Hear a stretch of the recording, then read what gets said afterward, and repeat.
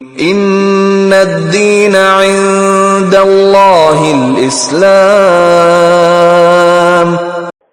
رب اشرح لي صدري ويسر لي امري واحلل عقدة من لساني يفقهوا قولي. اللهم ربنا الهمنا رشدنا واعذنا من شرور انفسنا. اللهم ارنا الحق حقا وارزقنا اتباعه وارنا الباطل باطلا وارزقنا اجتنابه. اللهم وفقنا لما تحب وترضى وتقبل منا فإنك خير المتقبلين. آمین یا رب العالمین. حضرات، آج مجھے کچھ تو اپنے گزشتہ خطاب جمعہ میں جو کچھ خلا رہ گئے تھے انہیں پر کرنا ہے،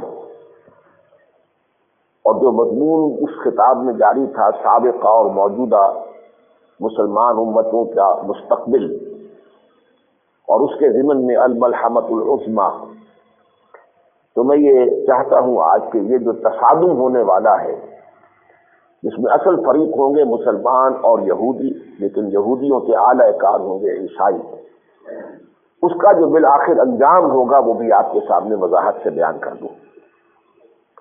آپ کو یاد ہوگا کہ میں نے یہودیوں کے بارے میں، یہ لفظ یہودی ہمارے ہاں بطور گالی استعمال ہوتا ہے، لیکن ظاہر بات ہے کہ یہ ایک عظیم قوم تھی، ایک عظیم امت تھی، لیکن ان کا پس منظر کیا ہے، یہ کون ہے، ان کی نفسیات، ان کی ذہنیت کیا ہے، ان کے عزائم کیا ہیں، ان کا طریقہ کار کیا ہے، اور انہیں سب سے زیادہ نفرت اور دشمنی کس سے.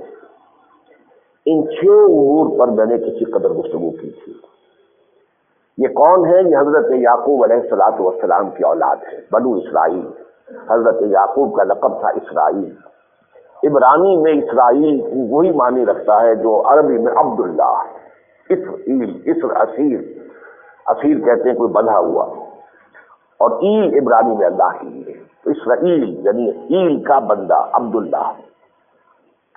تو یہ کہ ان کی تاریخ جو ہے ابتدائی کوئی 500 برس تک تو یہ صرف ایک قوم کی حیثیت سے تھے. ابھی ان کی حیثیت امت مسلمہ کی نہیں ہوئی تھی. امت مسلمہ کی حیثیت ان کی ہوئی ہے جب انہیں تورات عطا ہوئی ہے. یہ تقریباً 1400 قبل مسیح میں، جب حضرت موسیٰ علیہ السلام جو بنی اسرائیل ایک یوں سمجھیے کہ انتہائی مظلومیت اور غلامی کے پھندوں میں پھنسے ہوئے تھے، انہیں نکال کر آئے ہیں اور صحرائے سینا میں کوہ طور پر پھر گئے ہیں. 40 دن کا چلہ انہوں نے وہاں کاٹا ہے. پھر انہیں تورات عطا کی گئی ہے. وہ نقطۂ آغاز ہے ان کی تاریخ کا بحیثیت امت مسلمہ. اس کے بعد سے لے کر حضور صلی اللہ علیہ وسلم کی بعثت تک، یہ 2000 برس تک ان کو حیثیت حاصل تھی امت مسلمہ کی. اور یہ بڑی طویل مدت ہے. ہماری تاریخ ابھی 15ویں صدی میں داخل ہوئی ہے، انہیں 2000 برس تک یہ حیثیت حاصل رہی. 3 کتابیں دی گئی، اگرچہ ہماری ایک کتاب اللہ کے فضل و کرم سے ان تینوں پر کیا بہت سو اور مزید بھی ہو تو ان پر بھاری ہے، تو اپنی عظمت کے اعتبار سے، اپنی کاملیت کے اعتبار سے، لیکن بہرحال سعادات کا اپنا ایک مقام ہے. سینکڑوں نبی ان میں مبعوث ہوئے ہیں. اس کی جو ذہنیت ہے جو اس قوم کی پروان چڑھ گئی ہے، جو میں نے عرض کیا تھا کہ آدھی بات تو صحیح ہے اس میں، آدھی غلط ہے. وہ ذہنیت یہ ہے کہ we are the chosen people of the lord, ہم اللہ کے پسندیدہ بندے ہیں، چہیتے ہیں، لاڈلے ہیں. ہم پوری دنیا پر، پوری نوع انسانی پر فضیلت رکھتے ہیں. یہ بات ایک حد تک صحیح ہے. اللہ نے واقعتاً انہیں فضیلت دی تھی. وَأَنِّي فَضَّلْتُكُمْ عَلَى الْعَالَمِينَ.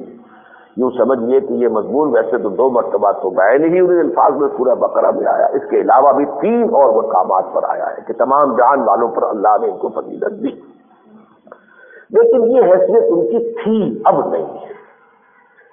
اس وقت تک جب تک کہ یہ اللہ کے دین پر کاربند رہے، اللہ کے دین کی صحیح نمائندگی کرتے رہے، اپنے قول سے بھی اپنے عمل سے بھی، تو یہی چہیتے تھے، یہی لاڈلے تھے، یہی امت مرحومہ تھے، یہی امت مسلمہ تھے. لہٰذا یہ اللہ کے پسندیدہ بھی تھے، چہیتے بھی تھے، انہیں اللہ نے عصمت بھی دی تھی. لیکن پھر ان کے غلط اعمال کی وجہ سے انہیں معزول کر دیا گیا. اب وہ حیثیت انہیں حاصل نہیں، لیکن ان کے ذہن میں ابھی تک وہ خناس موجود ہے. We are the chosen people of the lord. اور اس کا نتیجہ یہ نکلتا ہے کہ ان کا جو بچہ بھی پیدا ہوتا ہے اس کی گھٹی میں یہ بات ڈال دیتے ہیں. یہ ایک احساس ایسا ہوتا ہے کسی قوم کے افراد میں، اگر بچپن ہی سے یہ بات بیٹھ جائے تو اس کے اندر ایک حوصلہ، ایک امنگ، ایک عزم، جیسے کہ جرمن قوم جو ہے اس کو بھی ایک نشہ پلایا گیا تھا کہ ہم تو اسپیشل، جو ہماری قومیت ہے، we are a superior race. Hitler نے وہ ایسا نشہ پلایا ہے انہیں جس کی وجہ سے آپ نے دیکھا کہ ان کے اندر کتنی قوت پیدا ہو گئی. تو یہ جو نشہ ہوتا ہے، یہ نشہ کے اندر بھی آدمی بہت کچھ کام کر گزرتا ہے. اس حوالے سے یہ ان کے اندر جو ہے ایک جس کو کہتے ہیں کہ ان کے اندر عزیمت ہے، ہمت ہے، امنگ ہے، مقاومت ہے. چنانچہ تاریخ میں جو ان پر 4 دور آ چکے ہیں ان میں انتہائی سخت ادوار سے یہ گزرے ہیں. بری طرح ان کا تہس نہس کیا گیا، لیکن اس کے باوجود بہت جلد وہ کھڑے ہو جاتے ہیں دوبارہ. تو یہ کیفیت جو ہے ان کے اندر، جس کی وجہ سے ریجوینیشن اور دوبارہ ایک طرح سے کھڑے ہو جانا، یہ ان کی صلاحیت ہے. اور یہ اس کا بالکل واقعہ یہ ہے کہ صحیح مثال ہے کہ زندگی نام ہے مر مر کے جیے جانے کا. تو وہ جو ہے دوبارہ اس کے اندر جو ہے ان کے اندر، اور پھر یہ کہ اللہ تعالیٰ نے ذہانت اور فطانت بہت دی ہے. یہ دوسری بات ہے کہ یہ ذہانت اور فطانت جو ہے، جیسا کہ ہمارا مشاہدہ بھی ہے، کبھی یہی ذہانت اور فطانت کسی انسان کو سیدھے راستے پر، خیر کے راستے پر چلانے میں ممید ہوتی ہے. وہ لوگوں پر سبقت لے جاتا ہے جب خیر کی طرف رخ کرتا ہے، جو زیادہ ذہین ہے، زیادہ فطین ہے. لیکن کبھی یہی ذہانت اور فطانت ایول جینیس کی شکل اختیار کر لیتی ہے. پھر بدی اور برائی اور سازش، اس کے لیے وہی ذہانت اور فطانت استعمال ہوتی ہے. تو ان کا جو یہ دوسرا دور ہے مغضوب علیہم ہو جانے کا دور، اس میں جو واقعتاً یہ ہے کہ جہاں تک سازشی ہونے کا تعلق ہے، ویسے یہ کہ سائنسدان ان میں بہت بڑے بڑے پیدا ہوئے، فلسفی ان میں بہت بڑے بڑے پیدا ہوئے، اس میں کوئی شک نہیں. وہ ذہانت اور فطانت کا ایک مطلب یہ بھی تھا. لیکن یہ کہ سازشی ذہن ان کا جو ہے وہ بھی بہت ہی مؤثر ہے. ان کا سازش کرنے کی صلاحیت ان میں بدل جائے عتم موجود ہے. تو پہلا خیال تو جیسا کہ میں نے عرض کیا آدھا صحیح ہے، قرآن بھی اس کی تصدیق کرتا ہے، وَأَنِّي فَضَّلْتُكُمْ عَلَى الْعَالَمِينَ. لیکن اس کا آدھا حصہ غلط ہے. اب وہ پوزیشن ان کی نہیں ہے. قرآن مجید نے اس کی نفی کی ہے، فَلِمَ يُعَذِّبُكُمْ بِذُنُوبِكُمْ. ایسا ہی تمہارا خیال ہے کہ تم چہیتے اور لاڈلے ہو تو پھر اللہ تمہیں عذاب کیوں دیتا رہا ہے؟ یہ نبوکدنضر کو ہاتھوں پٹوایا، کبھی اسیرینز کے ہاتھوں پٹوایا، کبھی یونانیوں کے ہاتھوں تمہاری برکت بنی، کبھی رومیوں نے تمہیں کچلا مسئلہ. اس صدی میں جو ہے ہٹلر نے، جرمنوں نے تمہارے ساتھ جو کچھ کیا ہے وہ تو تازہ ترین واقعہ ہے. یہ تو تمہارا کو اللہ کے چہیتے اور لاڈلے ہونے کا کوئی ثبوت نہیں ہے. بل انتم بشر ممن خلق. تم بھی ایسے انسان ہو جیسے اللہ نے اور انسان پیدا کیے ہیں. اللہ تعالیٰ کے ہاں کسی کا مقام اور کسی کی عظمت، کسی کی فضیلت اس کے ایمان اور عمل صالح کے اوپر اس کا دار و مدار ہے. کسی نسل سے اس کا کوئی تعلق نہیں ہے معاذ اللہ. اب کسی میں ان کے ساتھ 2 چیزیں اور ان کی ذہنیت میں پیوست ہو گئی ہیں. ایک یہ کہ مکمل انسان صرف ہم ہیں، باقی انسان جو ہیں وہ تو انسان نما حیوان ہے. اور نمبر 2، جیسے حیوانات کو استعمال کرنا یہ انسانوں کا حق ہے. بیل کو ہل میں جوت لیں، رہٹ میں جوت لیں، جو بھی چاہے کریں. اسی طریقے سے ہمارا حق ہے کہ ہم باقی انسانوں کو استعمال کریں، استحصال کریں، ان کا خون چوسیں، بائی ہوک اور بائی کروک، جائز یا ناجائز کسی بھی راستے سے، یہ ہمارا حق ہے. یہ دونوں خیال ان کے وہ ہیں کہ جن کی تائید نہ تو تورات سے ہوتی ہے، کوئی ثبوت تورات میں موجود نہیں. قرآن نے تو نفی کی ہے، بل انتم بشر ممن خلق. جیسے اور انسان ہے ویسے تم انسان ہو. ایسی بات نہیں ہے کہ بقیہ انسان جینٹائلز اور گوئمز جو ہیں وہ حیوانات ہیں. اصلاً تو حیوان ہے، بس صرف شکل میں انسان نظر آتے ہیں. یہ بات غلط ہے. لیکن یہ نظریہ جو ہے، دونوں نظریے ان میں جو پختہ ہوئے وہ تالمود کے ذریعے سے ہوئے. ان کی جو اصل کتاب ہے جس پر ان کا عمل ہے، یوں سمجھیے ان کی فقہ اور ان کے لائحہ عمل جو ہے ان کا، اور ان کے اس وقت کے جو عقائد ہیں ان کا جو مستند مجمع اسے تالمود کہتے ہیں. یہ تالمود جو ہے یہ کوئی الہامی کتاب نہیں ہے، یہ تورات میں شامل نہیں ہے. یہ تو یوں سمجھیے کہ ان کے ربائف جو ہیں بعد میں انہوں نے جو فیصلے کیے، جو بھی جیسے کہ اب عیسائیوں میں پوپ جو فیصلے کرتے رہے ہیں، اسی طریقے سے وہ فیصلے مرتب ہو کر وہ تالمود ہے. یہ سارا تالمودی ذہن ہے جو ان کے اندر اس حوالے سے ہے کہ ہم صرف انسان ہیں، باقی جو ہے انسان وہ حیوانات ہیں، ان کا خون چوسنا بائی ہوک اور بائی کروک ہمارا حق ہے. تو یہ تو ایک مضمون تھا جس میں کچھ خلا رہ گئے تھے جنہیں میں نے اس وقت پر کیا ہے. دوسری بات میں نے عرض کی تھی کہ سابقہ اور موجودہ مسلمان امتوں کی تاریخ جو ہے اس میں بہت گہری مشابہت ہے. حدیث میں نے بہت دفعہ سنائی ہے، لَيَأْتِيَنَّ عَلَىٰ أُمَّتِي مَا أَتَىٰ عَلَىٰ بَنِي إِسْرَائِيلَ حَسْبَ النَّعْلِ بِالنَّعْلِ. حضور نے فرمایا میری امت پر بھی وہ سارے حالات وارد ہوں گے جیسے بنی اسرائیل پر ہوئے تھے، بالکل ایسے کہ جیسے ایک جوتی، ایک جوڑے کی ایک جوتی دوسری جوتی سے مشابہ ہوتی ہے. اس حوالے سے دو عروج دو سوال. یہ قرآن مجید جب نازل ہو رہا ہے حضور پر، اس وقت یہ چار دور ان پر گزر چکے تھے. پہلے دور عروج کا جو کلائمیکس ہے، جو اس کی چوٹی ہے، وہ حضرت طالوت، حضرت داؤد، حضرت سلیمان کا عہد حکومت ہے. پھر کئی صدیوں پر جو ان کا زوال ہے مسلسل، اس کا جو یوں سمجھیے کہ لوئسٹ ایب ہے، زوال کی جو انتہا ہے، وہ پہلے اسیرینز کے ہاتھوں سلطنت اسرائیل کا خاتمہ، اور پھر نیبوکدنیزر کے ہاتھوں یہودا جو دوسری حکومت تھی اس کا بھی خاتمہ، اور یہ کہ لاکھوں کو قتل کیا، لاکھوں کو وہ کیپٹیو بنا کر لے گیا، اور یہ کہ ان کا ہیکل مقدس جو حضرت سلیمان نے بنایا تھا اسے مسمار کر دیا، پورا یروشلم برباد کر دیا، کوئی دو اینٹیں بھی سالے نہیں چھوڑی. لیکن اس کے بعد پھر ری جنریشن ان میں ہوئی، دوبارہ ایک احیاء ہوا، پھر ان کے اندر نیکی کی ایک دعوت اٹھی، دعوت توبہ، اور حضرت عزیر علیہ السلام جو ہیں وہ منادی انہوں نے کی، توبہ کی، پھر ان کے اندر ایمان عمل صالح کی ہے اس کی روح پیدا ہوئی، تو پھر اللہ نے عروج انہیں دیا. پھر ان کا جو سیکنڈ عروج ہے، سیکنڈ رائز، اس کا جو ہے کلائمیکس وہ ہے مکابی پاور، جو اپنے زمینی حدود میں تو حضرت سلیمان کی سلطنت سے بھی زیادہ بڑی تھی، اگرچہ حضرت سلیمان کی سلطنت بالکل اور قسم کی تھی. ان میں تو جنوں پر بھی انہیں حکومت حاصل تھی، انہیں ہوا پر بھی حکومت حاصل تھی، تو وہ حکومت تو کسی اور کو اللہ نے نہیں دی ہے. لیکن یہ ہے کہ جہاں تک زمینی جو رقبہ تھا تو مکابی پاور جو ہے وہ زیادہ بڑی تھی بنسبت حضرت سلیمان علیہ السلام کی سلطنت کی. لیکن پھر ان کے اوپر زوال آیا، پھر ان کے اندر بد عملی پیدا ہوئی، عقیدے گھڑ لیے گئے، بس ایک زوم باقی رہ گیا کہ ہم تو اللہ کے چہیتے اور لاڈلے. پھر زوال آیا، پھر پہلے یونانیوں کے ہاتھوں پٹے سکندر، اور سکندر کا پھر جو دوسرا جو اس کا یوں سمجھیے کہ اس کے بعد سیلیوکس اس کے جنرل میں سے جو آیا ہے، سیلوسڈ دور کہلاتا ہے یہ. پھر اس کے بعد رومنس کے ہاتھوں پٹتے رہے، انہی کی حکومت تھی جب حضرت عیسیٰ علیہ السلام مبعوث ہوئے ہیں. اس کا لوش اب آیا سن 70 عیسوی میں، جبکہ ٹائٹس رومی نے پھر یروشلم پر حملہ کیا، 1,33,000 یہودی ایک دن میں قتل کیے. سیکنڈ ٹیمپل جو بنا لیا گیا تھا دوبارہ، سیکنڈ رائز جب ہوا تو انہوں نے وہ اپنا جو ہیکل سلیمانی اسے دوبارہ تعمیر کر لیا تھا، اسے وہ سیکنڈ ٹیمپل کہتے ہیں، اسے بھی گرا دیا گیا. وہ اب تک گرا ہوا ہے. سن 70 سے 2000 تک یوں سمجھیے 1930 برس سے ان کا خانہ کعبہ گرا ہوا ہے. یہ وہ تھی کیفیت جو کہ حضور کے بعثت کے دور سے چل رہی تھی. دو عروج دو زوال. ہمارے بھی دو عروج اور دو زوال آئے. پہلا عروج عربوں کی زیر قیادت، اور اس کی انتہا جو ہے وہ بنو عباس کا جو ازلی عہد ہے، ہارون الرشید اور مامون الرشید کا دور، عظمت کے اعتبار سے وہ ہمارا دنیاوی اعتبار سے عظمت کی انتہا ہے. پھر زوال آیا، وہاں اسیرینز کے ہاتھوں آیا تھا، یہاں صلیبیوں کے ہاتھوں آیا. وہاں نیبوکدنیزر کے ہاتھوں آیا تھا، یہاں ہلاکو اور تاتاریوں کے ہاتھوں آیا. کروڑوں مسلمان قتل ہوئے.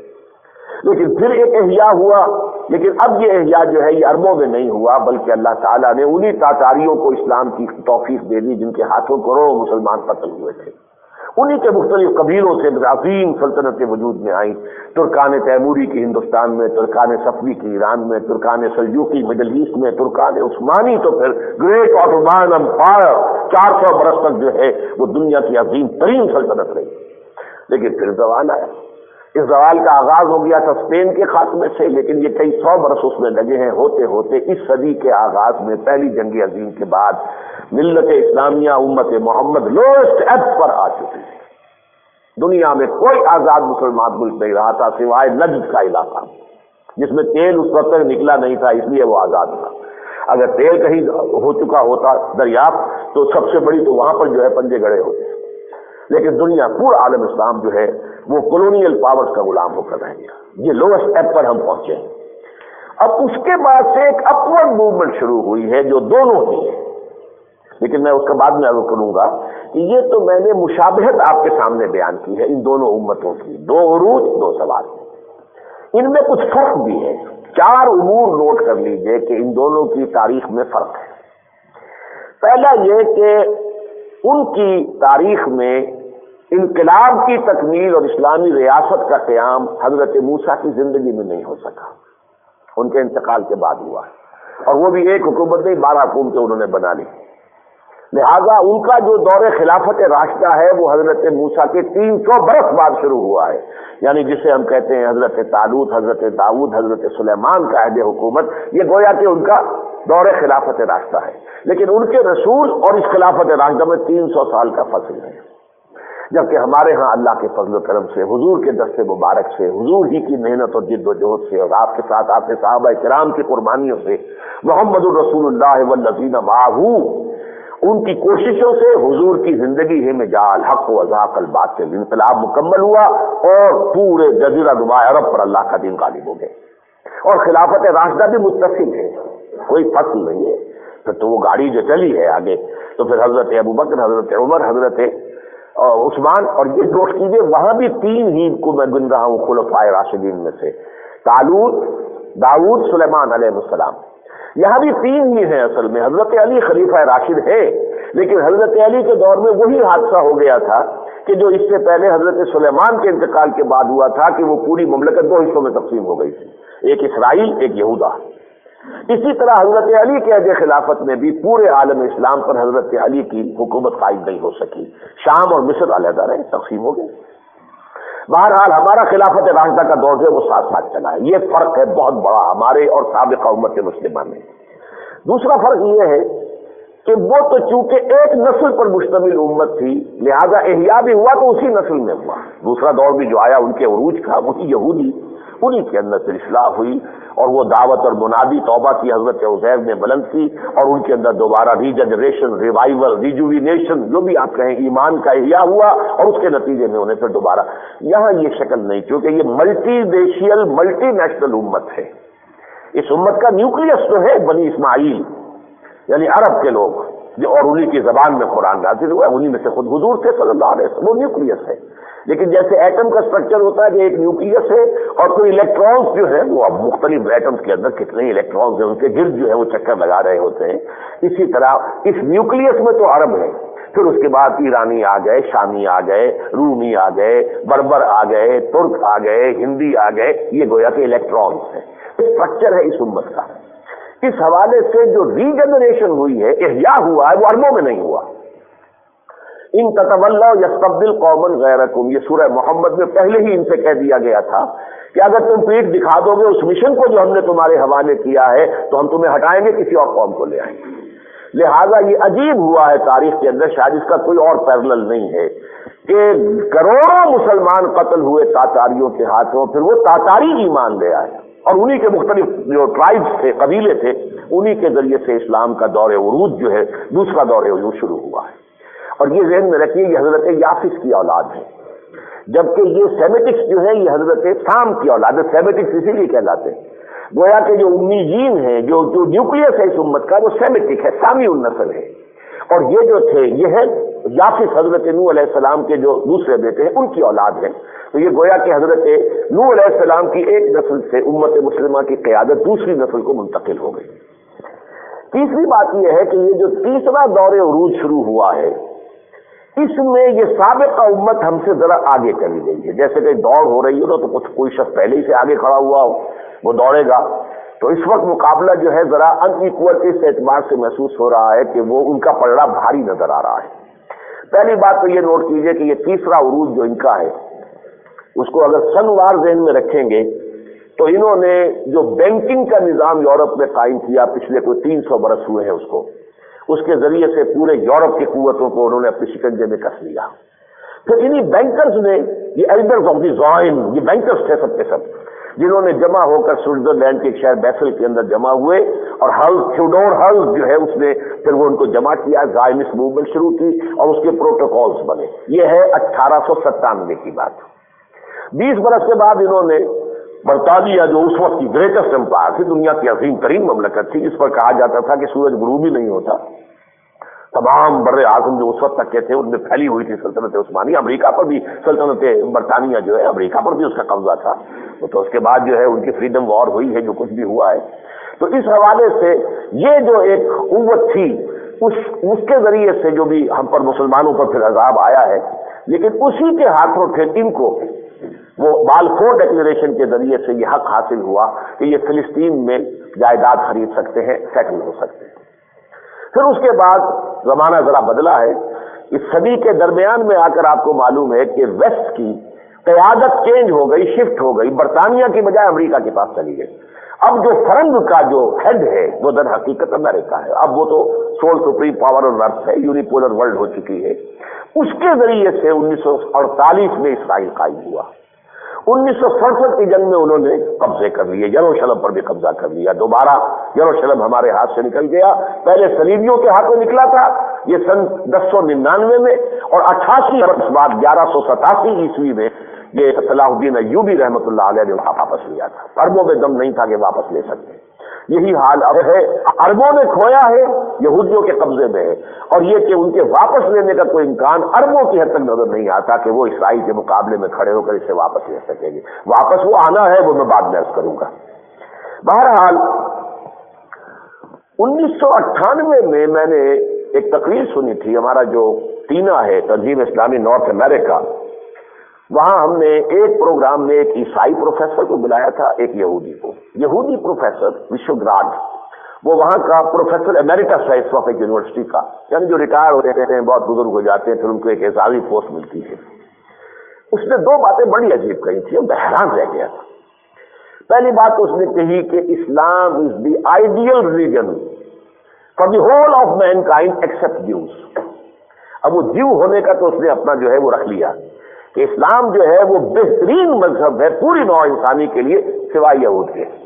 अब यहूदी है तो अपने आप को तो उसने एग्जाम किया, लेकिन गोया कि ईसाइयत पर इस्लाम की बरतरी से तस्लीम कर ली। अमेरिका में for the whole of humanity Islam is the ideal religion for the whole of Mankind accept Jews. Number 2, उसने ये कहा कि ज़ायनिज्म को तो असल तक़वियत जो दे रहे हैं वो अमेरिका के ईसाई दे रहे हैं। ये भी मैं हैरान हुआ।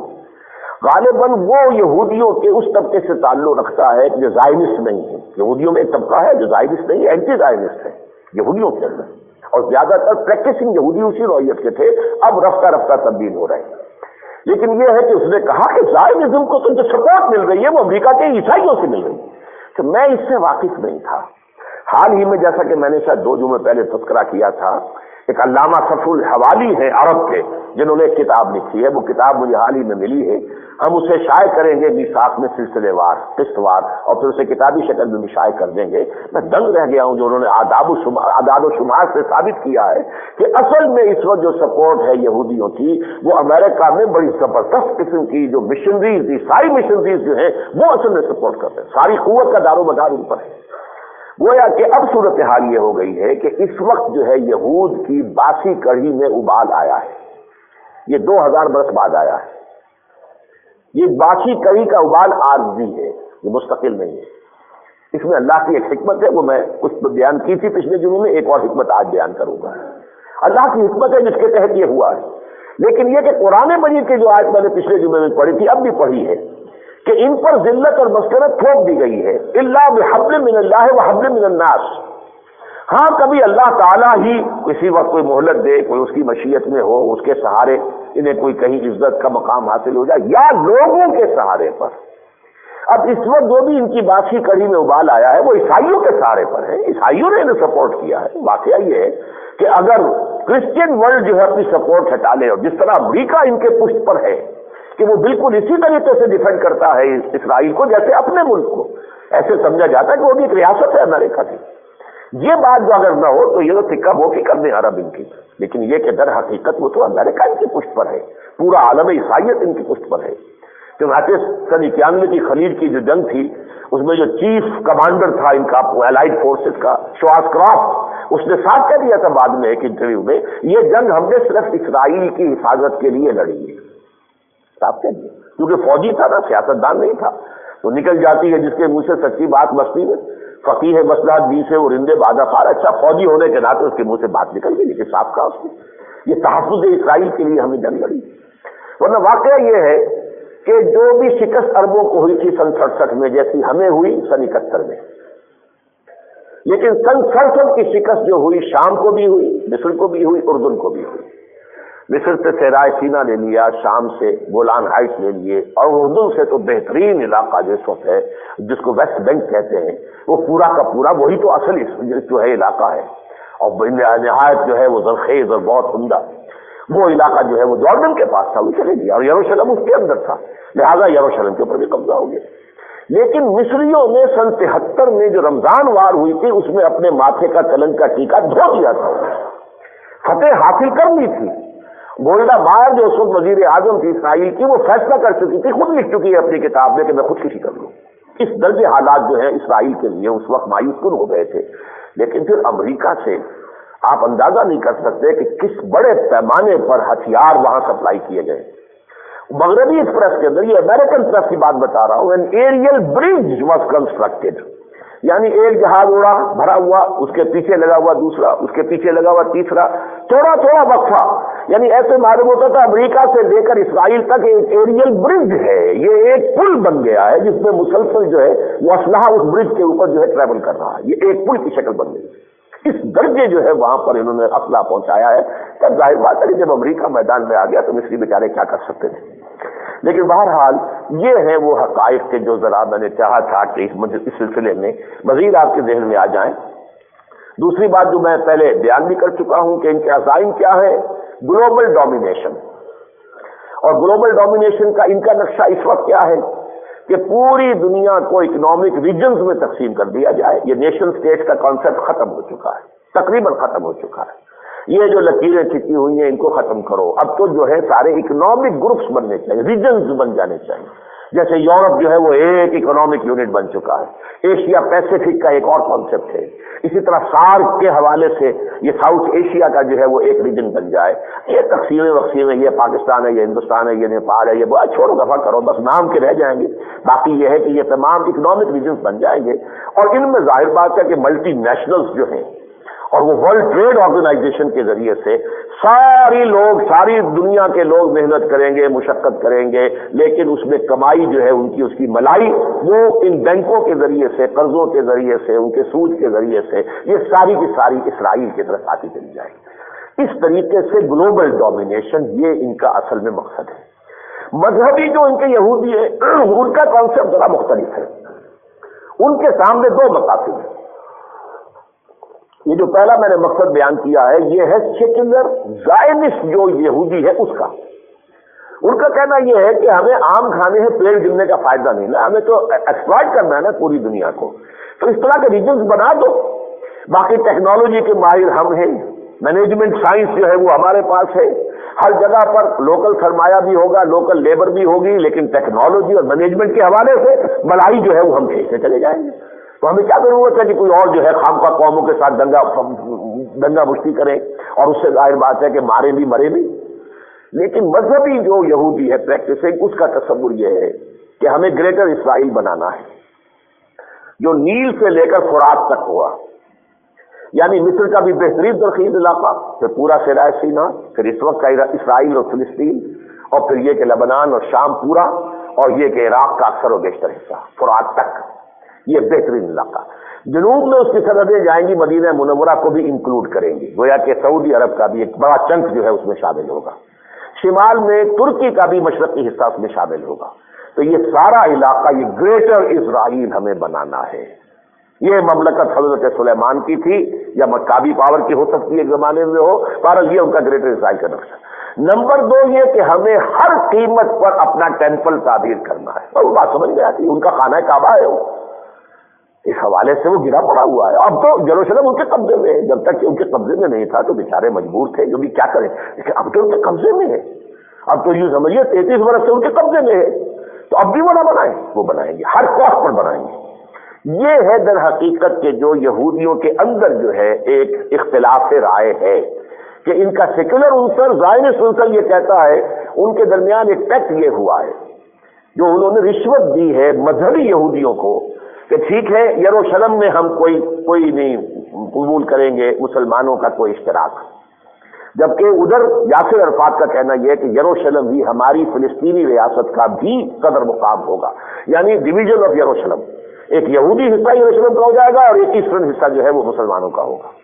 لیکن انہوں نے یہ کہہ دیا ہے جو یہودی ہیں وہاں کے جو پریکٹسنگ یہودی ہیں یا مذہبی کہ نہیں، یروشلم پر نتھنگ ڈوئنگ، یہ تو ہمارا ہی رہے گا اور یہ غیر منقسم دارالخلافہ ہوگا اسرائیل کا، ریاست کا۔ اور دوسرے یہ کہ ہر کاسٹ پر ٹیمپل تعمیر کرنا ہے، کوئی بہانہ ہوگا کسی وقت جس بہانے سے کہ یہ مسجد خضرا، وہ مسجد اقصیٰ کو گرائیں گے، اور وہ جو گنبد ہے، وہ جو قبۃ الصخرہ جہاں کس چٹان سے کہ حضور کا معراج کا سفر شروع ہوا تھا، وہ ایک بڑی چٹان تھی، اس چٹان کو پھر مسلمانوں کے ہاں ایک بڑی ہی محترم حیثیت حاصل ہے، اس کے اوپر پھر ایک بہت بڑا گنبد تعمیر کیا گیا، قبۃ الصخرہ، صخرہ چٹان کو کہتے ہیں۔ چٹان کے اوپر جو جیسے کہ جو لوگ حج کے لیے جاتے ہیں، اب آپ کو معلوم ہے کہ صفا اور مروہ جو ہے وہ بھی اب صرف نشانیاں ہی باقی رہ گئی ہیں نا، سب پہاڑی کی شکل میں کہاں نظر آتی ہیں اوپر، بلکہ صفا کے اوپر تو بہت بڑا گنبد بھی بنا دیا گیا ہے اب۔ تو اسی طرح سے وہ اس چٹان کے اوپر ایک بہت بڑا گنبد ہے، ایک مسجد اقصیٰ ہے وہاں اور ایک یہ قبۃ الصخرہ ہے۔ ان کو وہ گرائیں گے کسی بہانے سے، کوئی بم بلاسٹ ہو جائے، کہیں گے صاحب ہوگا کوئی جنونی ہوگا وہ کر گیا ہے، یا یہ کسی بہانے سے خود کریں گے اور وہ انہیں بنا لیں۔ یہ ہے در حقیقت اس سلسلے میں جو اس وقت کا سیناریو ہے۔ اس میں جیسا کہ میں نے عرض کیا تھا، اس وقت ان کا پلڑا بھاری ہے۔ چنانچہ خلیج کی جنگ کے بعد تمام عرب ممالک نے سر جھکانے کے اوپر اپنے آپ کو مجبور پایا۔ جس طرح کا تہس نہس صدام حسین کا معاملہ کر دیا گیا تھا عراق کا، اب اس کے حشر کو دیکھ کر جب انہیں طلب کیا گیا میڈرڈ کے اندر، اب امریکہ نے جو ان کے درمیان مصالحت کا پروسیس شروع کرایا، تو کہاں سے شروع کرایا؟ میڈرڈ سے، اسپین سے، جہاں 800 برس تم نے حکومت کی تھی، اب یہ تمہارا قبرستان ہے جہاں تمہارے لاکھوں قتل کیے گئے تھے یا زندہ جلائے گئے تھے، آؤ وہاں آؤ۔ وہاں سے بات شروع ہوئی تھی، کتنے سال اس کو ہو گئے۔ وہ معاملہ اب اچھی طرح سمجھ لیجئے کہ وہ اس کروشل سٹیج پر اب آ گیا ہے۔ یہ احود براک ہے یا اس سے پہلے جو تھا ریبین، آپ کو معلوم ہے انہوں نے اس مصالحت کی کوشش کی، اس لیے کہ وہ اس زائنس ذہن کے لوگ ہیں کہ ہمیں زمین سے کیا لینا ہے، ہمیں عام کھانے پیڑ نہیں گننے، کر دو زمین واپس۔ سینائی واپس کر دیا مصر کو، اب گولان ہائٹس کے لیے بھی کوئی تیاری کر رہے ہیں، اور اس طرح جو لبنان کے جنوبی علاقے سے بھی اپنی فوجیں واپس بلانے کی بات کر رہے ہیں کہ جولائی تک ہم واپس بلا لیں گے، اور ویسٹ بینک سے بھی رفتہ رفتہ ابھی 10% دے دیا ہے، 6% دے دیا، علاقہ جو ہے وہ فلسطینیوں کے کنٹرول میں آتا جا رہا ہے۔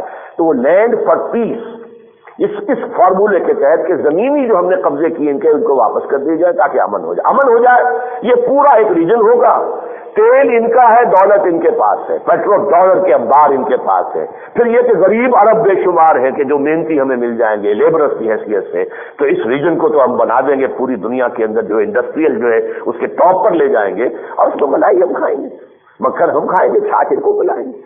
یہ ہے ان کا جو ذہن ہے، چاہے وہی ساق ریبین ہو یا یہود برق ہو جو آیا ہوا ہے۔ یہ برق ہے اصل میں، برق بجلی، کیونکہ یہ عبرانی زبان ہے، تو عبرانی زبان میں اور عربی میں بہت قرب ہے، تو یہ گویا کہ بجلی برق کی طرح سے کام کرنے والا ہے، وہ نظر بھی آتا ہے، بہت تیز جو ہے آدمی ہے، اس یہ ہے یہود۔ لیکن جیسا کہ میں نے عرض کیا کہ انہوں نے یہ رشوت دے دی ہے ان یہودیوں کو، اور چونکہ یہ مذہبی یہودی مطمئن نہیں ہے اس پروسیس سے، یہی وجہ ہے کہ ایک یہودی نوجوان نہایت خوبصورت، اس کی شکل تصویر جب چھپی تھی تو معلوم ہوتا تھا خوبصورت افغان مجاہد ہے، گولڈسٹین، اور امریکہ کا رہنے والا ڈاکٹر تھا وہ، جس نے کہ چند سال پہلے کا واقعہ یاد ہوگا، مسجد الخلیل میں داخل ہو کر اور فجر کی نماز میں جو پھر فائرنگ کی ہے تو 40 کے قریب جو ہے فلسطینیوں کو شہید کیا ہے نماز کی حالت میں، اور کچھ جو ہے وہ بہت سے جو ہے زخمی ہوئے، پھر خودکشی کر لی۔ پھر ایک یہودی نوجوان نے ہی اسحاق ریبین کو قتل کیا ہے کہ کیوں تم یہ جو ہے ارتھ فار پیس، لینڈ فار پیس کا معاملہ کیوں لے کر چل رہے ہیں؟ ہمیں تو گریٹر اسرائیل بنانا ہے، جو رقبہ آ چکا تم وہ بھی واپس کر رہے ہو، یہ کیا بات ہے؟ ہمیں تو بنانا ہے گریٹر اسرائیل۔ تو یہ کانفلکٹ جو ہے مذہبی یہودیوں کا اور جو سیکولر یہودی ہے زائنسٹ ذہن کا ہے، ان کے درمیان اسرائیل میں ابھی چل رہا ہے۔ لیکن یہ جان لیجئے کہ اب جو آخری تصادم ہے وہ بہت قریب آ چکا ہے۔ اس وجہ جیسا کہ میں نے عرض کیا تھا کہ ہماری بھی اپورڈ موومنٹ شروع ہوئی ہے، ہماری اپورڈ موومنٹ شروع ہوئی ہے اس صدی کے وسط سے، ہم تقریباً کوارٹر سینچری تو کم سے کم پیچھے ہیں ان سے۔ ان کی تھرڈ موومنٹ اپر جو شروع ہوئی ہے 1917 کم سے کم شروع کر لیجئے، جبکہ انہیں دوبارہ آباد ہونے کا حق دیا گیا۔ ہمارا یہ ہوا ہے کہ جب مڈل آف دس سینچری میں، اس صدی کے وسط میں، پھر جو تحریکیں چلی اور ملک آزاد ہوئے ایک ایک کر کے، پاکستان آزاد ہوا، پھر انڈونیشیا آزاد ہوا وغیرہ وغیرہ، یہ ملیشیا وغیرہ ہوتے ہوتے یہ سارا تقریباً تمام عالم اسلام آزاد ہو گیا۔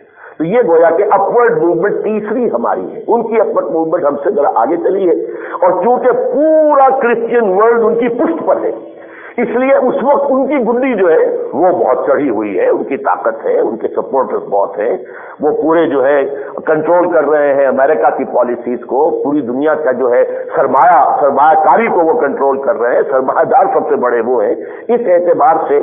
لیکن یہ ہے کہ یہ معاملہ جب آگے بڑھے گا تو یہ بھٹی کسی بھی وقت دہک سکتی ہے، اس لیے کہ یہ پیس پروسیس اس سٹیج پر اب آ گیا ہے کہ ستمبر کا آخری ڈیڈ لائن ان کا ہے آپس میں کہ اس وقت تک ہمیں اس پیس پروسیس کو مکمل کر لینا ہے۔ لیکن اب یہ کئی سال سے یہ پروسیس جو چلتا ہے پھر رک جاتا ہے، پھر چلتا ہے پھر رک جاتا ہے، بس آپ خبروں میں دیکھتے رہیے۔ اب پھر فلسطین کے یاسر عرفات اور ادھر سے پہلے اسحاق رابین یا کوئی اور ہوتا تھا، اور اس کے بعد جو ہے اب یہ یہود بارک ہے۔ تو اس طریقے سے لیکن یہ کہ کہیں کوئی نتیجہ نہیں نکل رہا۔ کچھ زمینیں تو انہوں نے تھوڑی سی واپس کی ہیں، اور ایک سوک جو ہے اتھارٹی بنا دی ہے فلسطینیوں کے ہاتھ میں، اس کے چیئرمین جو ہے یاسر عرفات ہیں۔ لیکن یہ کہ وہ جب یروشلم کا معاملہ آئے گا، اور خاص طور پر جو فلسطینی جو ہے مہاجرین کی حیثیت سے پوری دنیا کے اندر پناہ گزین پڑے ہوئے ہیں، ان کے واپس فلسطین میں آنے کا معاملہ آئے گا، تو یہ دو ایشوز ہیں کہ جن پر کوئی کمپرومائز کرنے کے لیے اسرائیل تیار نہیں، لہذا یہ پروسیس ختم ہو جائے گا۔ اسی طرح چونکہ کلنٹن صاحب جو ہے ان کا کچھ نفسیاتی سا مسئلہ یہ بن گیا ہے کہ وہ تاریخ میں اپنا نام رکھنا چاہتے ہیں کہ ایک ایسا صدر بھی امریکہ کو ملا تھا، چاہے وہ جو بھی اس لڑکی کی وجہ سے، کیا نام تھا اس کا، مونیکا لیونسکی، وہ اس کی وجہ سے جو بھی اس کے اوپر جو بھی کالک اس کے بلی گئی تھی چہرے پر، لیکن دنیاوی سطح پر اپنے ملک میں بھی وہ بہت کامیاب رہا۔ معیشت جو ہے اس کے دور میں امریکہ میں جتنی اونچی گئی ہے، واقعہ یہ ہے کہ اس کا بوجھ سمجھا جاتا ہے اور اس اعتبار سے انتہائی پاپولر ہے۔ اور دوسرے وہ دنیا کی سطح پر چاہتا ہے کہ میں ایک پیس میکر کی حیثیت سے اور صلح کرانے والے آدمی کی حیثیت سے تاریخ میں میرا نام جائے، اسی لیے وہ کسی طریقے سے کوشش کر رہا ہے کہ یہودیوں کا فلسطینیوں کا بھی معاہدہ ہو جائے۔ اسرائیل کا اور شام کے درمیان بھی انہوں نے گفتگو شروع کی، اگرچہ وہ بھی ناکام ہو گئی ہے۔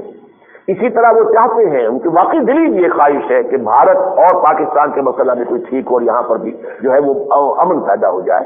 تو اس حوالے سے کوششیں اپنی جگہ پر ہے، لیکن جو نظر آ رہا ہے وہ یہ ہے کہ یہ کہیں بھی کامیابی نہیں ہوگی، اور یہ بھٹی کسی بھی وقت دہک سکتی ہے۔ یہ بھٹی جب دہکے گی، مثلاً یہ کہ کبھی قوت الصخرہ گزار دیا جائے، مسجد اقصی گرا دی، کیا ہوگا؟ عالم عرب میں حکومتیں اور ہیں، عوام اور ہیں، عوام میں نوجوان، وہ جو تحریکیں ہیں، جو گواہ اسلامیہ مصر کی نظر آتی ہے، FIS نے جو کچھ کر کے دکھایا الجزائر، وہ نوجوانوں کے اندر تو بڑی طلب ہے، بہت جذبہ ہے، جانے دینے جو ہے ان کے لیے بڑا بائے ہاتھ کا کھیل ہے۔ کتنے عرب آئے ہیں اور انہوں نے افغانستان میں آ کر جو ہے وہ اپنی جانیں دی ہیں۔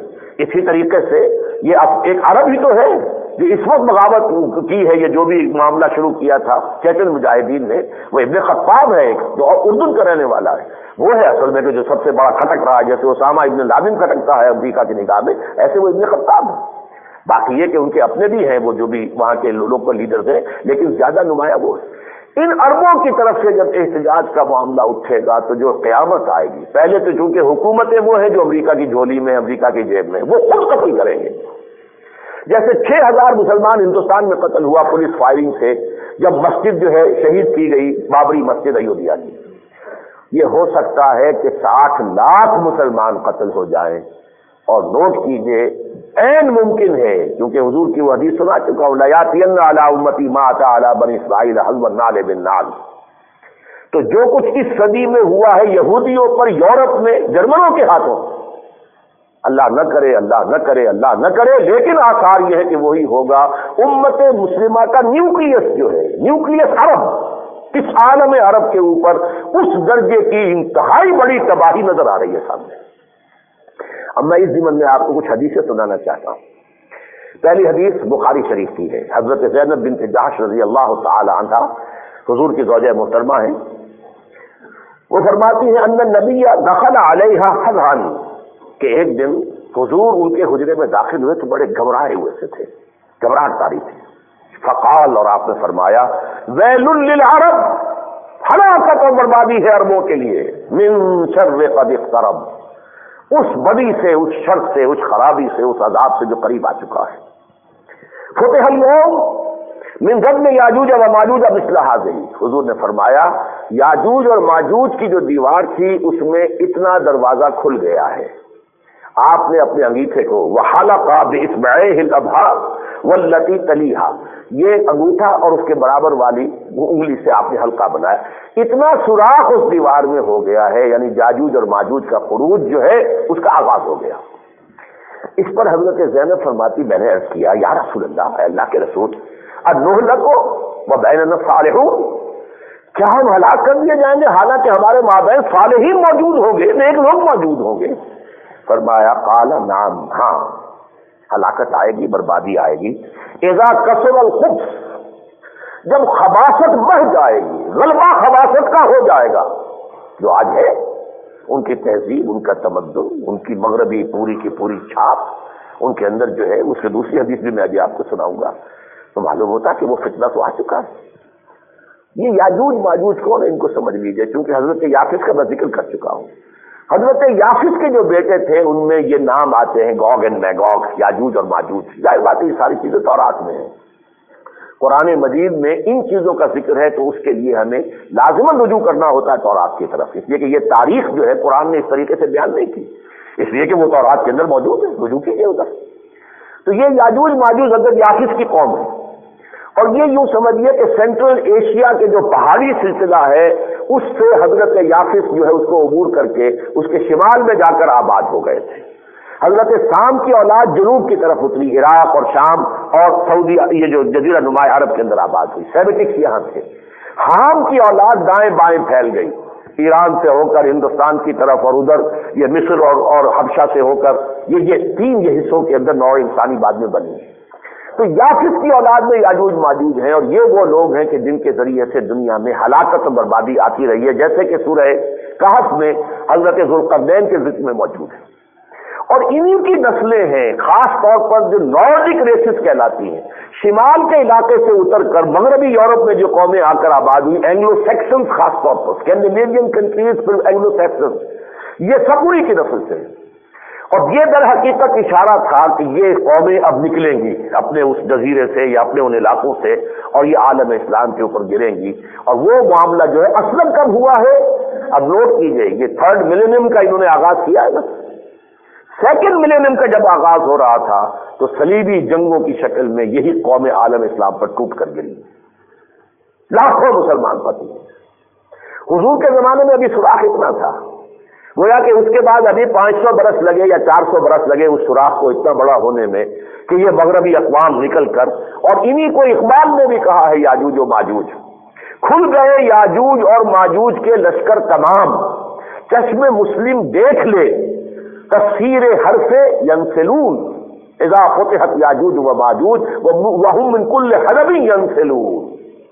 تو یہ جو ہر طرف سے یہ آئے ہیں، انہوں نے آ کر حملہ کیا عالم اسلام کے اوپر، جو ہے اپنا قبضہ کیا ہے۔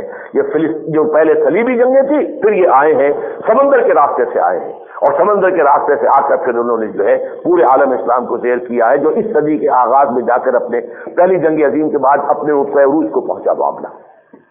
تو حضور نے فرمایا کہ یہ یاجوج و ماجوج کی دیوار جو ہے اس میں سے اتنا سوراخ ہو گیا ہے، اور ان کی طرف سے اب یہ خطرہ ہے میری امت کے اوپر حملہ۔ اب دوبارہ یہ نوٹ کیجئے، وہ 1st ملینیم ختم ہو کر دوسرا شروع ہوا تھا، اب دوسرا ختم ہو کر تیسرا شروع ہوا ہے، اور اب وہی جنگ صلیبی شروع ہو چکی ہے۔ نائجیریا کی خبریں آپ پڑھ رہے ہیں، ہزاروں مسلمان قتل کر دیے گئے ہیں صرف اس جرم کی پاداش میں کہ انہوں نے شریعت نافذ کر دی، یہاں تک کہ جو ان کی مرکزی حکومت ہے انہیں ہاتھ جوڑنے پڑ گئے عیسائیوں کے سامنے، ٹھیک ہے ہم روک لیتے ہیں پروسیس کو، شریعت ہم نافذ نہیں کرتے۔ بھائی تمہیں کیا تکلیف ہے؟ مسلم اکثریت کا علاقہ ہے، اس کے اندر وہ اپنی شریعت نافذ کرنا چاہتے ہیں، لیکن اس وقت جو ہو رہا ہے، جو خون کی ہولی کھیلی جا رہی ہے وہاں پر، یہ زیادہ اس کو نمایاں نہیں کر رہے ہیں، اس لیے کہ وہ مذہبی رنگ کی بات ہے نا۔ جو کچھ چچنیا میں یا کوسوو میں ہوا تھا اس سے بدتر سزا کے اوپر جو نائجیریا میں ہو رہا ہے، کیونکہ افریقہ کا جو بلیک افریقہ ہے اس کا سب سے بڑا مسلمان ملک نائجیریا ہے۔ باقی تو یہ کہ شمالی افریقہ کے تو بلیک لوگ نہیں ہیں، مصر ہے، لیبیا ہے، اور الجزائر ہے، اور تیونس ہے، وہ تو بڑے یہ جو مغرب کے لوگ کہلاتے ہیں، تو یورپین کی طرح جو ہے سرخ و سفید رنگت کے لوگ ہیں۔ تو بلیک افریقہ میں سب سے بڑا مسلمان ملک نائجیریا، اور وہاں وہ جہاد وہ کروسیڈ شروع ہو چکی۔ ادھر فار ایسٹ میں جائیے تو انڈونیشیا کے جزیروں کے اندر یہ طوفان عیسائی اور مسلمانوں کا آپس میں تصادم شروع ہو چکا ہے۔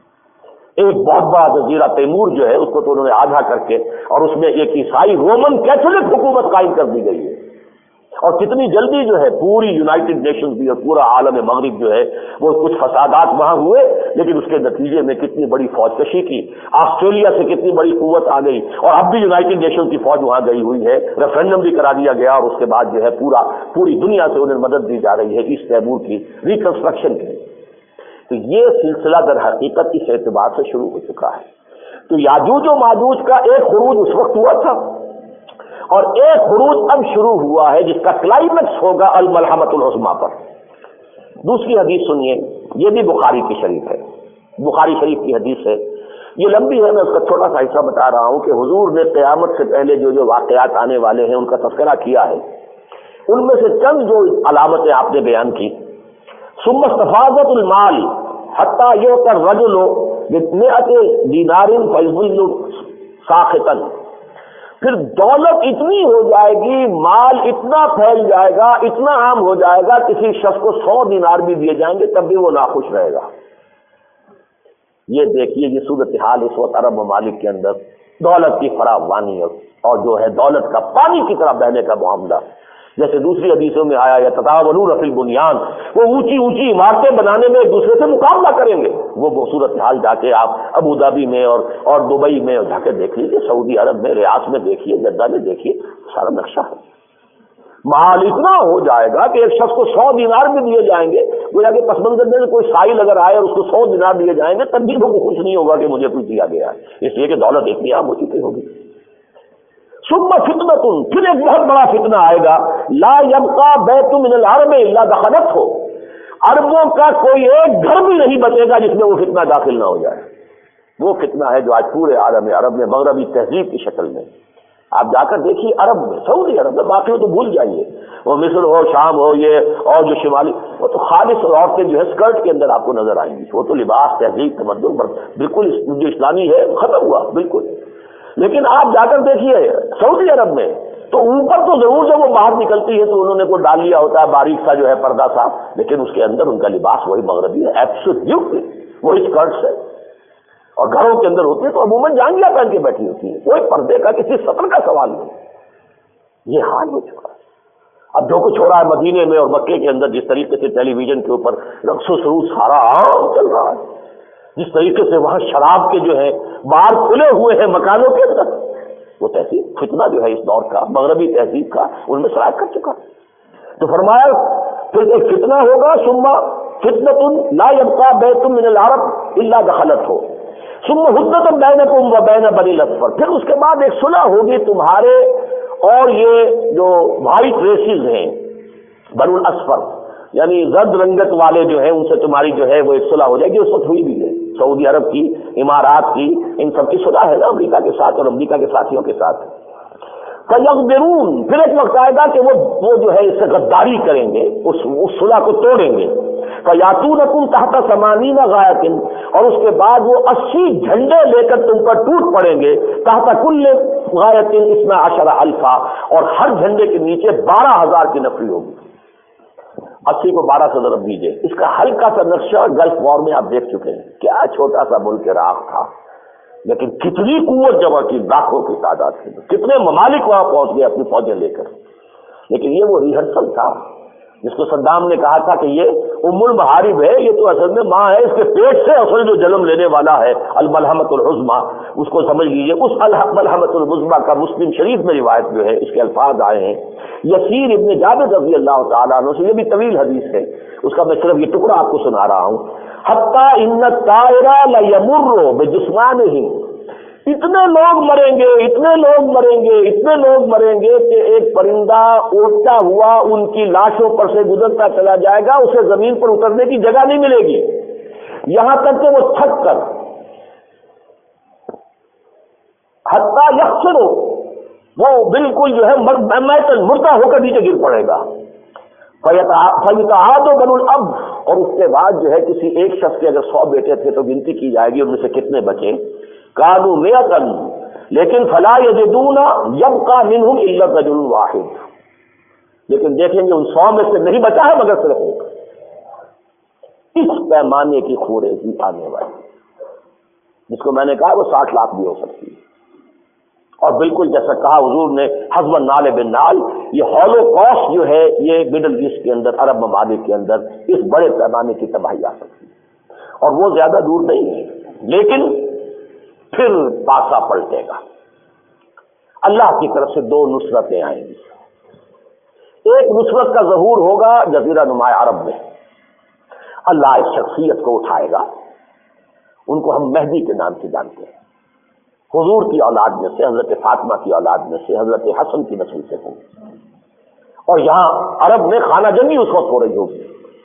ایک دوسری حدیث جو ام سلمہ رضی اللہ تعالیٰ عنہ سے، اس میں یہ ہے کہ ایک بادشاہ کے انتقال کے بعد خانہ جنگی شروع ہو جائے گی ملک کے اندر، اور زیادہ شدید اندیشہ موجود ہے کہ شاہ آفات کے بعد یہ جو خانہ جنگی شروع ہو جائے، اس لیے کہ امریکہ کو جو ان کا ولی عہد ہے پرنس عبداللہ وہ پسند نہیں ہے، وہ بدل دیں گے عین وقت کے اوپر، جیسے کہ بدلوایا ہے تو وہ ولی عہد تھا اردن کا، اسے بدلوایا عین وقت پر، 25-30 سال سے چھوٹا بھائی جو تھا شاہ حسین کا وہ ولی عہد تھا حسن، بدل کر بیٹے کو کروا دیا۔ یہی انہوں نے کروایا ہے ایک اور جگہ پر بھی، یہ سارے کام انہوں نے یہاں بھی کروانے، اس لیے کہ ان کو ناپسندیدہ آدمی تو پسند نہیں ہے، لہذا وہ چاہیں گے کوئی اور اس پر خانہ جنگی ہو جائے گی، اس لیے کہ عبداللہ کے پاس کنٹرول ہے الحرس الوطنی کا، جو نیشنل گارڈ ہے، بیڈوین فورس، اور کوشش بھی کی گئی تھی کہ اس کو اس سے معزول کر دیا جائے، لیکن وہ آ رہا، اس نے اس کا چارج نہیں چھوڑا ہے۔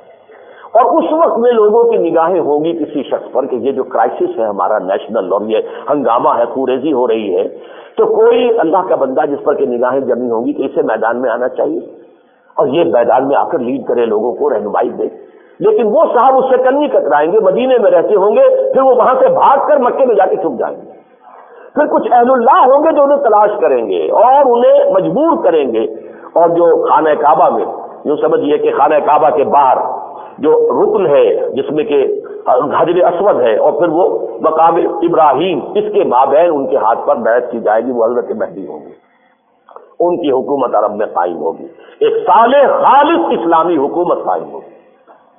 اس کے لیے حدیث موجود ہے جامع ترمذی میں، یہ حضرت ام سلمہ کی روایت جو میں نے سنائی ہے یہ سنن ابی داؤد میں موجود ہے کہ یہ تفصیل ہوگی، جس کے شواہد نظر آ رہے ہیں، محسوس ہوتا ہے کہ بالکل اسٹیج سیٹ ہو رہا ہے اس کے لیے، لیکن یہ کہ جامع ترمذی کی روایت جو ہے حضور نے فرمایا صلی اللہ علیہ وسلم، اور یہ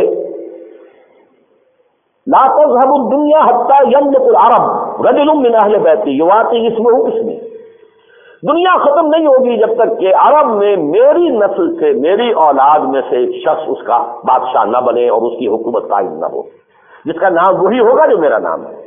بعض احادیث میں آتا ہے میرے نام پر اس کا نام ہوگا اور میرے والد کے نام پر اس کے والد کا نام ہوگا، یعنی والد کا نام عبداللہ اور ان کا اپنا نام محمد ہوگا۔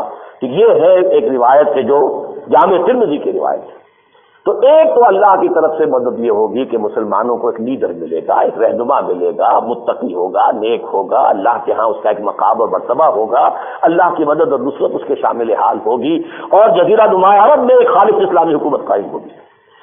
دوسری مدد جو آئے گی وہ حضرت مسیح کا نزول ہوگا۔ یہ ہے وہ مسئلہ جس کے لیے میں نے آج کچھ آیات بھی پڑھی تھی کہ حضرت مسیح علیہ السلام کو جبکہ ان کے اوپر جو ہے یہ دائرہ حیات اس دنیا میں تنگ کر دیا گیا تھا، ان کو سولی پر چڑھانے کا فیصلہ ہو چکا تھا، تو عیسائیوں کے عقیدے کے مطابق تو وہ گرفتار ہو گئے۔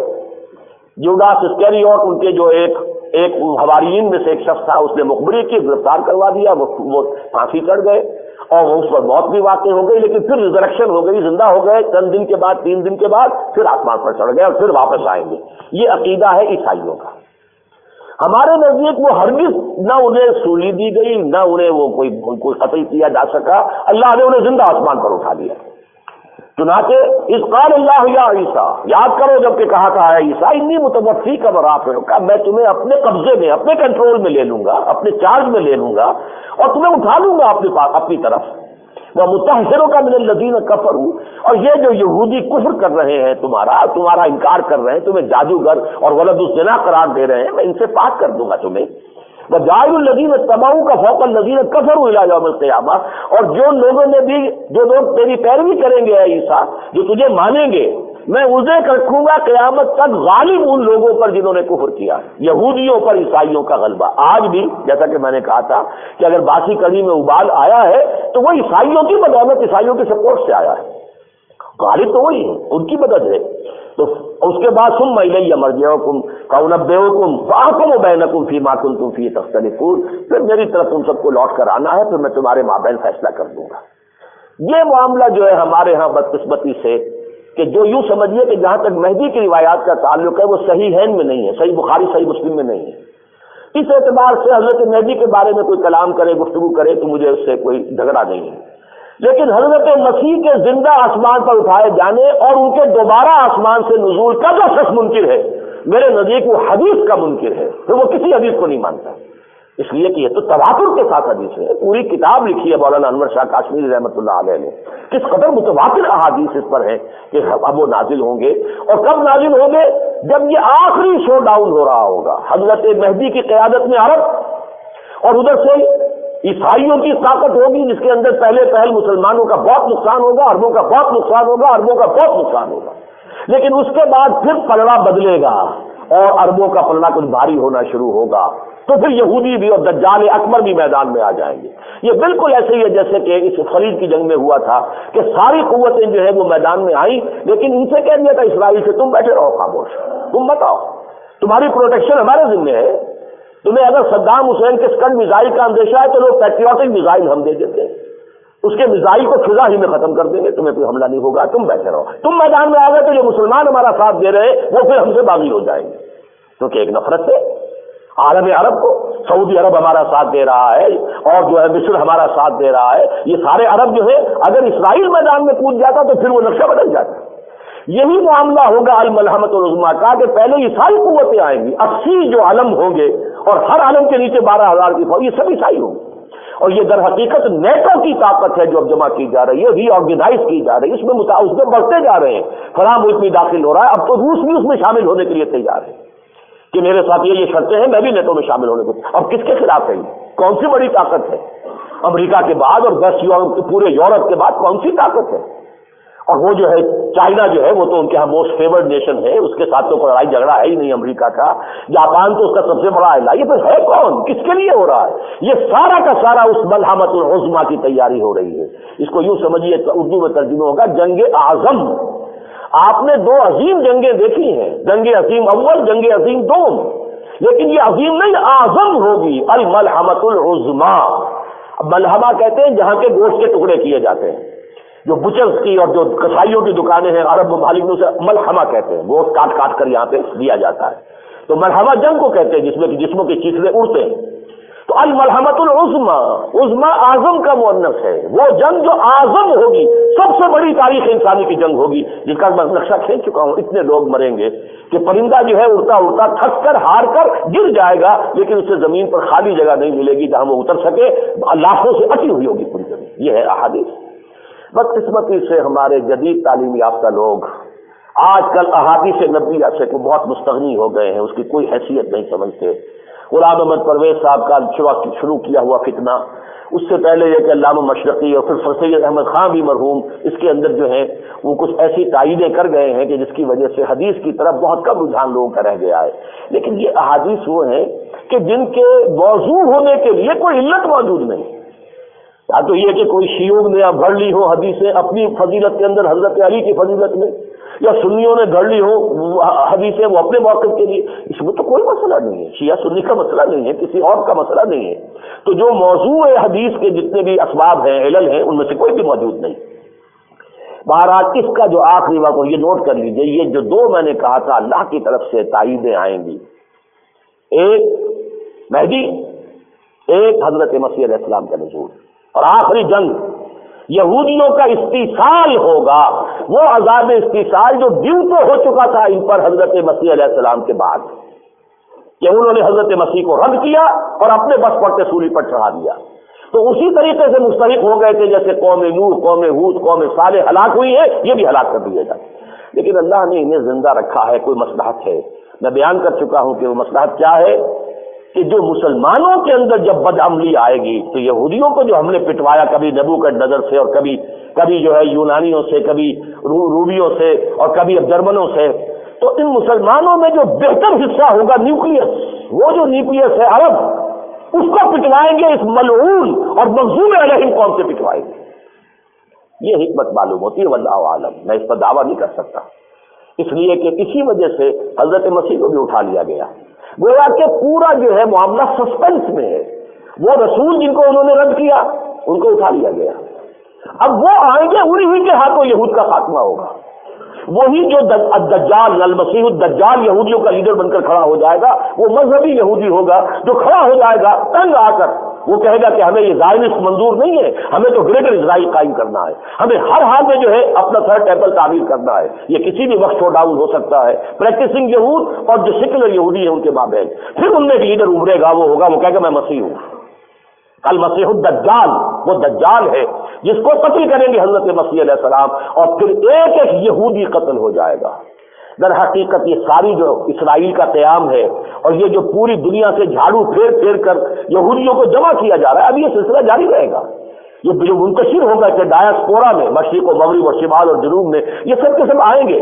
ہو سکتا ہے ان کا ایک مرتبہ گریٹر اسرائیل بھی بن جائے، لیکن پھر وہی گریٹر اسرائیل ان کا گریٹر گریٹ یارڈ ہوگا اور ایک ایک یہودی یہاں پہ ختم کیا جائے گا۔ یہاں تک آتا ہے کہ سوائے ایک درخت غرقد ہے، وہ تو یہودیوں کو پناہ دے گا، باقی کسی درخت کے پیچھے، کسی چٹان کے پیچھے یہودی چھپے گا تو وہ درخت اور چٹان پکار کر کہے گی، اے عبداللہ، اے اللہ کے بندے، اے مسلمان، یہ یہودی میرے پیچھے چھپا ہوا، آؤ اسے قتل کرو۔ اور دجال جو ہے وہ مسیح الدجال کو، وہ المسیح ابن مریم، وہ اصل وہ آ کے قتل کریں گے۔ یہ معاملہ ہے جو آ کر رہنا ہے۔ لیکن ان کے لیے میں چند منٹ آج زیادہ لے رہا ہوں آپ کے، ان کے لیے دو مددیں آئیں گی زمین سے۔ ایک تو حضرت اللہ کی طرف سے مدد، مہدی کا ظہور، اور نمبر دو نزول مسیح۔ ان دونوں کے لیے مدد آئے گی زمین سے، لیکن کہاں سے آئے گی؟ مشرق کی طرف سے اور خراسان کی طرف سے۔ پہلی حدیث سنیے، حضرت عبداللہ ابن حارث سے رضی اللہ تعالی عنہ، ابن ماجہ کی روایت ہے، یخرج الناس من المشرق یعطون للمہدی علی سلطانہ، مہدی کی حکومت کو جمانے اور قائم کرنے کے لیے فوجیں مشرق سے آئیں گی۔ ہم بھی اسی مشرق کے اندر آباد ہیں، اور اس کے لیے علامہ اقبال کا وہ شعر یاد کیجیے، میرے عرب کو آئی ٹھنڈی ہوا جہاں سے، میرا وطن وہی ہے، میرا وطن وہی ہے۔ دوسری حدیث ہے، یخرج من خراسان رایات و سود، خراسان کے علاقے سے سیاہ پرچم لے کر جو ہے فوجیں چلیں گی، لا یردھا شیء، انہیں ان فوجوں کا رخ کوئی نہیں موڑ سکے گا، ان پرچموں کا رخ کوئی نہیں موڑ سکے گا، حتیٰ تنصب بإیلیا، یہاں تک کہ وہ آ کر یروشلم میں نصب ہو جائیں گے۔ یروشلم کو دوبارہ یہودیوں سے واپس لینے والی قوت خراسان سے جائے گی، اور یہ خراسان کی قوت ہے جو تیار ہو رہی ہے طالبان کی شکل میں افغانستان کے اندر۔ یہ دو ملک ہیں، پاکستان اور خراسان، پاکستان اور افغانستان۔ ان کے اجتماع سے یہاں سے فوجیں جائیں گی، اور یہیں سے وہ فوجیں جائیں گی، حدیث میں آتا ہے کہ جو حضرت مسیح کے ساتھ ہو کر دجال سے جنگ کریں گے۔ فئتان، میری امت کے دو ایسے عظیم لشکر ہوں گے کہ جو، بلکہ دوسرا لفظ ہے وہاں پہ، جی، اصحابتان من امتی، میری امت کے دو ایسے لشکر ہوں گے کہ جن کو اللہ تعالیٰ نے گویا کہ پہلے ہی سے جہنم سے چھٹکارے کا جو ہے انہیں وہ پرچہ دے دیا ہے، اور وہ کون ہوں گے؟ ایک وہ جو ہندوستان پر حملہ کرے گا۔ اگر یہاں اسلامی حکومت قائم ہو جاتی ہے پھر وہ طاقت اتنی ہوگی کہ پھر ہم ہندوستان کو بھی چیلنج کریں گے اور ہندوستان کو بھی فتح کریں گے۔ یہ دارالاسلام تھا۔ یہودی 2000 سال کے بعد اگر آ کر اگر فلسطین کا دعویٰ کر سکتے ہیں تو ہم سے تو یہ کوئی ابھی صرف 200-250 برس پہلے ہمارے سے لیا گیا ہے نا، ورنہ اس سے پہلے 800 برس تک کون حکمران تھا یہاں؟ 1000 years defeat جو ہے، جو کہی تھی، جو اس نے کہا تھا اندرا گاندھی نے بھی ہے، 1000 years defeat کس کے ہاتھوں تھی؟ اور دوسرا لشکر وہ ہوگا جو جائے گا اور دجال کے مقابلے میں حضرت مسیح کے ساتھ کھڑا ہو کر جنگ کرے گا۔ یہ معاملات ہیں، آنے والے دور کی دھندلی سی ایک تصویر ان احادیث نبویہ کے اندر موجود ہے۔ اب میری اس پوری گفتگو کا حاصل کیا ہے؟ دیکھیے، نتیجہ پہلے تو یہ سمجھ لیجیے، نتیجہ کیا ہوگا اس کا آخری، یہود کا کلی استحصال، وہ عذاب جو 2000 برس سے پینڈنگ کیا گیا تھا، وہ پھانسی کی سزا جو انہیں حضرت مسیح کو رد کرنے کی وجہ سے جس کے مستحق ہو گئے تھے، اب 2000 سال کے بعد آئے گی، ایگزیکیوشن ہوگی اور حضرت مسیح سے ہوگی۔ جیسے حضرت نوح کی نگاہوں کے سامنے ان کا بیٹا غرق ہوا ہے، اسی طرح حضرت مسیح جس قوم کی طرف بھیجے گئے تھے رسول اللہ بنی اسرائیل، ان کے اپنے ہاتھوں اس بنی اسرائیل کے رد کرنے کے پاداش میں ان پر عذاب استحصال آئے گا، آخری خاتمہ آئے گا۔ نمبر 2، عیسائیت جو ہے اسلام میں مدغم ہو جائے گی۔ حضور نے فرمایا جب حضرت مسیح آئیں گے، یکسر الصلیب و یقتل الخنزیر، وہ صلیب کو توڑ دیں گے، کہیں گے تم کس صلیب کا ذکر کر رہے ہیں، میں تو سولی چڑھائی نہیں۔ وہ سارا عقیدہ ان کا صلیبی کے گرد تو گھوم رہا ہے نا، پوری عیسائیت صلیب پر کھڑی ہوئی، جیسے پوری شیعت جو ہے یہ محرم کے جو 10 دن ہوتے ہیں ان کے اوپر ہی کھڑی ہے نا۔